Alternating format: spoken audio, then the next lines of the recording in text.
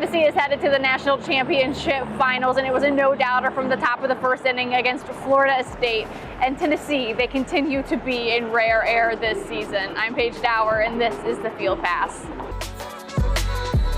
So Tennessee returns to the College World Series finals for the first time since 1951. A 3-0 start, 7-2 win over the Seminoles, and it's a reality that hasn't quite set in for the team. It's a surreal moment. I definitely trying to still soak it all in and figure out who we're going to play and everything, but definitely want to just take it in with the team and enjoy it with the guys, and just get ready for Saturday. Yeah, that's something that's pretty cool. I get to play for the hometown Vols or whatnot.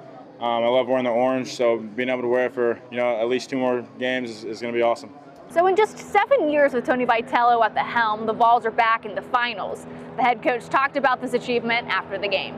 It is cool to see a cultivation of just like Burke's development and Kirby being a mainstay of this program and Xander, his contribution over. So there's we can always say before something happens, and there's been a lot of build up into the successes we've had this year and the failures too, to be honest with you. And it's just been fun to be a part of. And as far as my emotions, I'm kind of at the point where I'm just following these guys.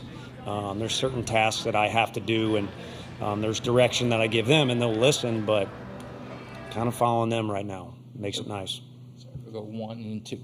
You talked about the game being weird, but just how significant was getting. Talk about icing on the cake. In the top of the 9th, it's Blake Burke finally getting his, connecting for his 20th home run on the year, becoming the 5th Vol to have at least 20 home runs in a single season, and they're all doing it together. Before then, you look back to 2022, and Trey Lipscomb is leading the team with 22 home runs. Now 5 Vols have at least 20 home runs on the season. This is the team reacting to that moment after the game. First couple of pitches, he threw me a couple of fastballs and then a changeup, and then out of nowhere threw that slider, and it was nasty. It was a back foot slider, and I kind of told him good pitch, so I kind of did that just so I can get it again, because I knew it was coming, and I fouled the fastball off, and I kind of knew that pitch was coming, so I was prepared for it, and I got my barrel on it.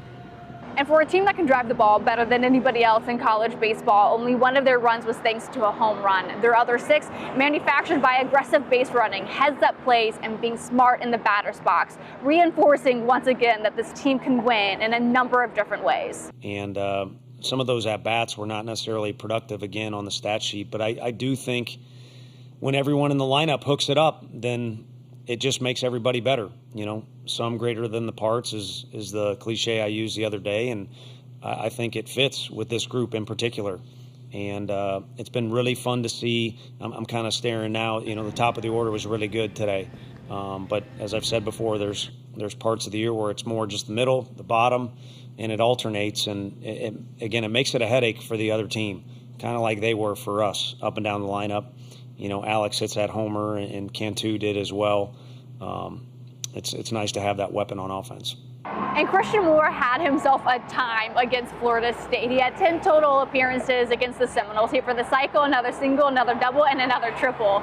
And this was his reaction to learning that he reached base all but 3 times. It's just wanting to win and understanding that this is a really good team, and every run we get, it definitely matters. So just trying to scratch and claw to win. Cal Stark even calling it some of the best baseball he's ever seen. Yeah, no, Simo's unreal. He's playing some of the best baseball I've ever seen right now. So for him to be on our team, I like that. It's always nice to see him continue to hit balls hard and drive in runs. So Hunter Ensley's still limited after making that impressive catch against UNC. He DH'd against FSU today, and that caused a little bit of movement in the lineup. One being Kavares Tears shifting over to center field, and he really picked up where Hunter Ensley left off. It was the bottom of the first.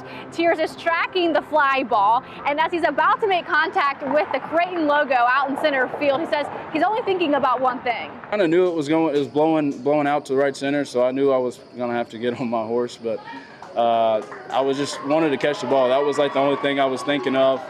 And then right before I called it, I heard a few fans screaming get up, get up. So I was I think I need to jump. So I tried to jump into it gracefully, and I guess I held on to the ball.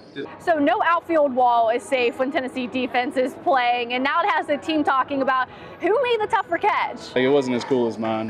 He has a point, but I'm competitive, so I argued with him for a little bit. I think his is just as cool. He's not out there in center field every day, so for him to be able to make that play, I think it was the first inning. That sets the tone for the day. Big game changer play right there. You know, that could have spiraled out of control maybe a little bit if he doesn't make that play. So for him to make that play, it's massive. But that catch reinforced that Kavaris Tears can play anywhere in the outfield. KT's catch was incredible, and there's an exclamation point on, I think you guys are the ones that asked me earlier in the year, can he play center field? The guy went, Jordan Beck did it too. The coach tells you can't do something, and you need to bow up. You need to be respectful to the coach, but you need to bow up to the situation. And he's been a maniac in the outfield during BP. I grew up watching Willie McGee, and he was so good defensively, but if you ever were able to go to BP, it kind of all started there. I mean, he treated BP like a game, and that's how KT is. And he can play any of those three spots as well as anybody, I feel, in our conference, is at least what I know well, maybe even the country.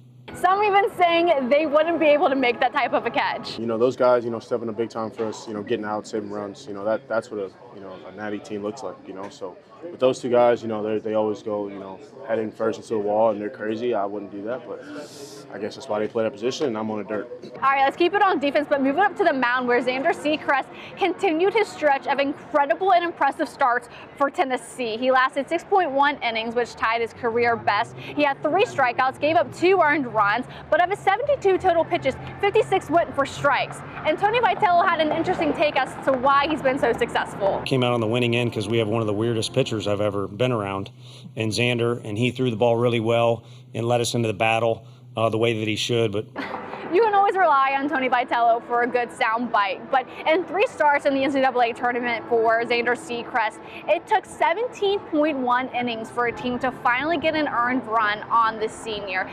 So Tennessee cruising to a 7-2 final over Florida State. They're going back to a place they haven't been since 1951, the College World Series Finals. We'll have much more content coming up later this week as the Tennessee Vols are alive and well here in Omaha. Thanks for watching. Please like and subscribe to continue supporting everything we're doing here at Full Disclosure. Talk to you guys later this week.